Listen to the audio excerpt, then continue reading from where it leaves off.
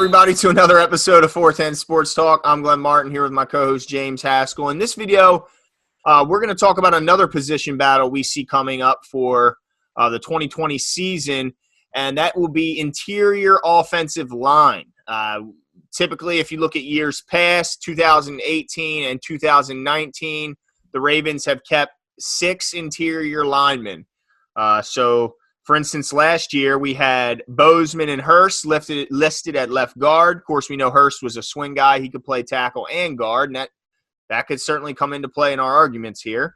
Then at center, they had Skura and Makari, and then right guard, Yanda and Powers. So currently right now, who do we have listed in the interior offensive line right now on our team, Jimbo?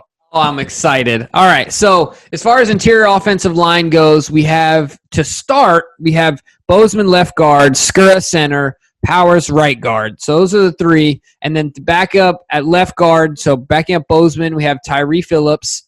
Backup center, Patrick Makari. Backup right guard, Ben Bredesen, and also RJ Prince, who, if I'm not mistaken, we had on the practice squad last year. Yeah, something like that, yep.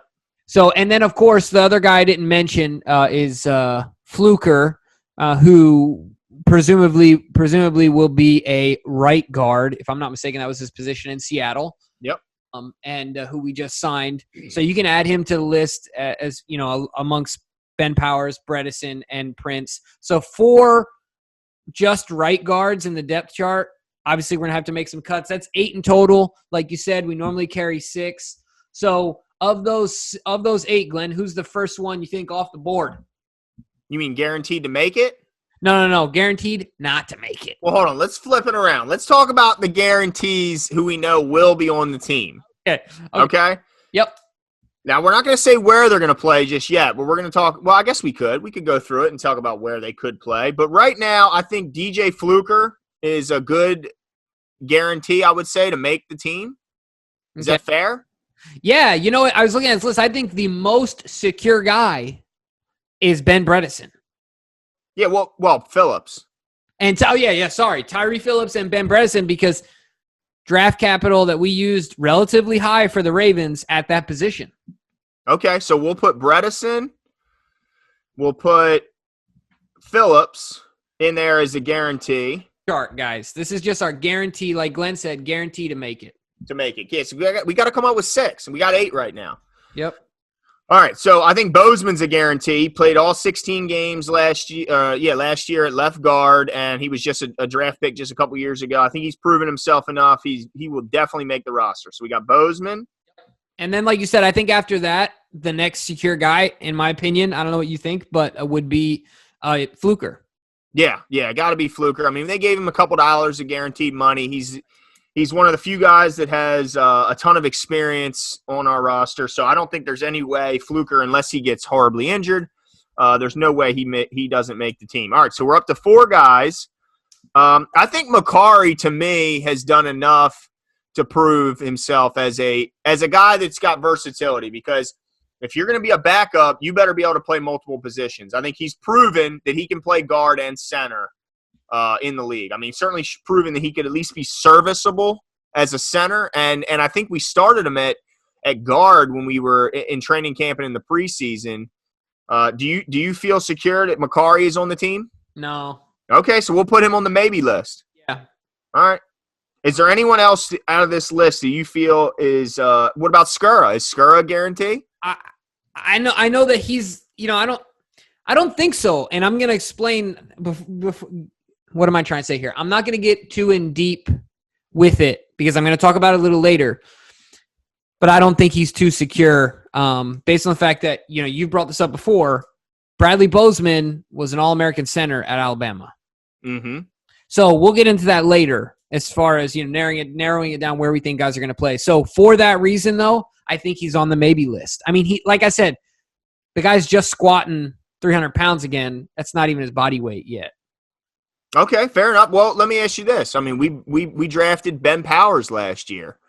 I don't remember exactly. Was it a 4th? 4th round, yep. 4th round pick. But drafted Ben Powers, read it in Braille. That's right. Shout out to Mo. Anytime you want to come on the show, Mo, you let us know. We'll make it happen. Right. More than welcome. So do we pencil Powers in as a guy who's a 4th-round pick from last year? How do they cut him? So we pencil him in? I think Powers is on this team. Yeah, because he's 4th rounder. I mean, just like the whole Justice Hill thing. So we got 5 right now. Yeah. Let's not go down that lane. All right, so we got 5. So from what I'm seeing, the choices for that 6th and final spot are between Skura, Macari, and Prince. Yeah. Is that what you're saying? Yep. All right, fair enough. Okay, so let's get into it. So why do you want to make a case for anyone? I can make a case for a guy right now. Well, I'm going to let you know. I'm probably going to steal your thunder here. And as much as I trashed on him, I think it's got to be Macari because he's versatile. Yes, and that I agree. That's who I would go with. So tell us why, Jimmy. He's healthier. Like you said, he's a known commodity as far as playing multiple positions. I mean, those 2 factors alone, he's serviceable, not for a whole season, but he's serviceable in at center. He's serviceable in at guard, and he's available. He's healthy. He's known to be healthy. We don't know what will happen when Scurry gets on the field and starts getting banged on again by them big boys up front. We don't know how that knee will react. And Right. for that reason, I think that Macari is more likely to be on this team. Okay, so if we go by that, then you're saying Skura's gone. So who's playing center in week 1? Yeah, I think I said this before, and look, you guys might blow me up. I don't care. I think, Glenn, you made an excellent point. Something that the Ravens haven't taken advantage of yet is the fact that Bradley Bozeman played at Alabama and was an All-American center. I think that's a big deal. I don't think Skura has any of those accolades. Now, Ben played guard last year, and I think the idea behind that was to get the best 5 on the field. But if you're acting under that same strategy, getting the best 5 on the field, I think it would require Bozeman. Sorry, if I was saying Ben, I apologize. Bradley Bozeman. It requires him to slide inside so that way you can get the 2 best guards, because I don't think he's the top 2 best guards regardless of left or right. Does that make sense? I don't think he's or the 2. So in order to get your best 5, I think he has to slide inside, and I think we're better for it. Just my opinion. Yeah, I think that's an interesting point. Certainly Bozeman's got the experience on the college side of snapping the ball. One guy I want to point out that I think has a shot to at least get a shot at center in training camp and see what he's got is Ben Bredesen. He's got the photographic memory everyone knows. He's been touted for his intelligence, which we all know is required if you're going to play the center position in the league. But also his physical limitations that everyone points to, being as though he has shorter arms. You can most easily mask those physical limitations at center. So I think when you combine his physical limitations as well as the fact that he's so bright, and he's a 2-time captain at Michigan, one of the only 12 players to ever gain that accomplishment. 4-year starter, a guy that can that has been able to overcome those limitations all throughout his playing career up to this point. I think he's an option at center because of the fact that Bozeman, while he might not be ideal at left guard, he did start all 16 games last year and proved to be pretty good at that guard position. So if you didn't want to disrupt him and move him out of left guard, I think there's a shot that Bredesen could be your starting center. Or if Macari makes a huge leap physically and puts a lot of muscle in his body, maybe even he could take over. I mean, we both have expressed that we weren't thrilled with his performance in the Titans game, but if he were able to put on some muscle and put some weight on his body, I mean, maybe there's a shot he could take over at center. But and honestly, I don't think we should quite give up on Skura yet, even though he is coming from a horrific knee injury. And they did tender, but I believe they tendered him like the lowest tender. Yeah. So they're not showing a ton of confidence in him. But, I mean, what do you think about Bredesen maybe moving to center? I love that move. I think either way, whether it's Bredesen or – man, I'm not very high on Skura. People are going to hate me for this. But not because of his talent. I feel like he's a little on the lighter end. Mm-hmm. Now, we still want our guys to be able to move, right? Yeah. But one of Bredesen's strengths coming out, intelligence, like you said, but also his sheer strength. The reason that he was able to start day one in college because he was already strong enough to compete with the big boys up front at a D1 university. That's impressive. Yeah, not just any D1, but Michigan. Right. And so to be able to handle that intellectually and physically is really impressive to me. So I think he could make that jump, and I would love it. We've talked about this. Matt Burke, Harvard grad, super smart guy, really did a number as far as anchoring that offensive line from a calls perspective, from an alignment perspective, and things like that. So I think that could be great as far as that goes.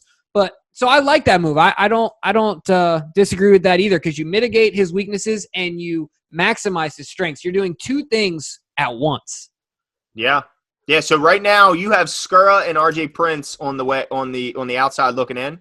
Yeah, and honestly, I think that if Skura was just as healthy as Makari, he would be the sixth guy battling for the starting center position. Yeah. And I even see him starting the year at center and maybe, bringing Bredesen along.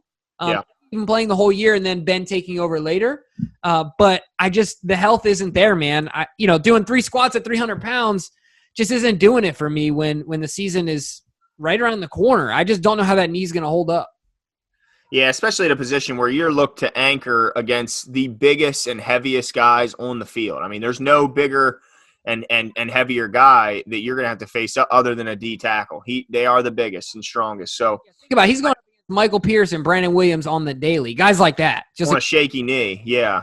I wouldn't want to do it, but let me ask you this. So if you were John Harbaugh, if you were Greg Roman, who would be your left guard, center, and right guard week one if we're just talking right now? Sure. So left guard, I'm going Bredesen. Okay. Right guard, center, I'm going Bozeman. Right guard, I'm going Fluker. Wow. So you think Phillips, the young guy, do you think he's like a super backup, a swing guy, a guy that James Hurst was for us last year? Exactly. I think that's exactly what he is because he's an emergency tackle. And I think that, Fluker's on a 1-year deal. We've talked about this before, but he played 1 year of high school football. Yeah. A lot of time to be coached, to be, calloused, to be trained up, to get in that weight room. And I think he could be transitioned in as Fluker, ends his tenure with us because he's only on a 1-year deal. Yeah, I think everyone's thinking that Tyree Phillips is going to quickly be able to transition inside the guard, but I think it's a good point that you make that he hasn't played a ton of football in his life. He's a guy that's relatively new to the game when you compare him to his peers. So to ask him to all of a sudden be able to quickly make a change, even though a lot of people say that guard is easier to play than tackle, I think that still is going to be a leap in competition and also in changing everything you do. I think it could be some more growing pains than a lot of people are anticipating. Most people think Tyree Phillips goes in right day one and he's Kelechi Osemele, and I think that's who we hope he becomes, but I don't think right now we can just pencil him in as a starter at left guard or right guard day one. I think you're right. I think Fluker has the inside track at right guard. As far as left guard and center, yeah, I mean, I think kind of how you put it together would be – now, they gave Bozeman a little bit of a shot at center, if I remember correctly, when he first came out, and it didn't seem that they liked what they saw. At least, they weren't overly blown away enough to where they just gave him the spot. Now, I don't know what that reason was. Maybe they felt he wasn't grasping the calls quick enough. Maybe he wasn't able to do the job from a mental standpoint. Because if he can physically do it at left guard, I'm sure physically he can do it at center. Now, mentally is a whole different question. Now, hold on. This is the thing I was going to say to that, is that I think what really happened there is it was about if you put Bozeman at center, who you putting at left guard. Yeah, I mean, that's a good point. I mean, let's see. I'll pull up 19. And what, are you sticking Hurst in there? Yeah, I mean, you're right. I don't think you want as an insurance policy if anything happens. So I think it was more about necessity. You get the best 5 out there, and having that alignment correctly. Because Skura can only, I mean, as far as we know, really can only do one thing, that's play center. Yeah. And so I think that's what it was more about. I I don't know if Bozeman was, like you said, I don't know if he was grasping it right away and just running away with the position either. But I think more of it had to do with just getting overall depth on that starting five. Yeah, and versatility could play a part, and I think that's what could get Macari onto the roster over Skura because, yeah, he was listed as our backup guard at left guard last year and then ended up coming in and playing center for us. And I think for at least the Steeler game, he played pretty serviceable against a darn good front for the Steelers, some big bodies over there. Now, he struggled in that Tennessee game, but as a versatile guy, maybe a year in that off-season training program. Now, it's a little different this year. I don't know how much physical, hands-on training they're getting, but hopefully they're still getting some direction from the team, and he's able to put on some mass, some muscle, which I think would really help Macari improve a lot as a player. Yeah, no, I couldn't agree more. But I tell you what, man, if we go into the season with the lineup as I mentioned, you got from left tackle to right tackle, you got Stanley, Bredesen, then you got Bozeman, Fluker, and Orlando Brown. That's a lot of meat. That's a lot of intelligence and a lot of athleticism up front, man. I think you could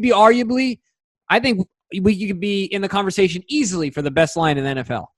Well, I mean, when you got an all-pro left tackle, the best left tackle, I saw a stat actually which absolutely blew my mind of QB pressures allowed by left tackles.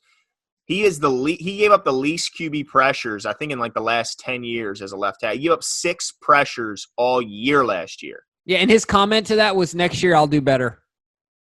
Awesome. You gotta love it. And that's why he is a top 6 pick. I believe he's the 6th pick. That's why he is that guy. And so, yeah, I don't think there's any argument that we have the best tackles in football. I mean, to me, there's none. When you got a Pro Bowler right tackle, all-pro best left tackle in the game on the left side. So, yeah, I think you're right. I think there's an argument when this is all said and done that the Ravens could have the best offensive line in all of football. And when you accompany that with maybe the best running back room in all of football, and then, they have a unanimous MVP and the best running quarterback in the history of football, who also led the league in touchdown passes last year. So, man, the future is bright for Baltimore, and I'm excited to see how this shakes out because either way, I think the Ravens are going to end up with a heck of an offensive line no matter, who goes where. So it's a win-win if you're a Ravens fan. Yeah, absolutely. We're really excited to see where it goes. And so make sure you guys subscribe. There should be a little logo right here above my head to the right. Or above my head. I don't know which one. One of the two. Make sure you guys hit the subscribe button, give us a like, and also hit the notifications button so that way you guys can know as this series keeps going on. We're going to do a number of positions. So make sure you guys stay up to date with it, and we will talk to you guys soon. See ya.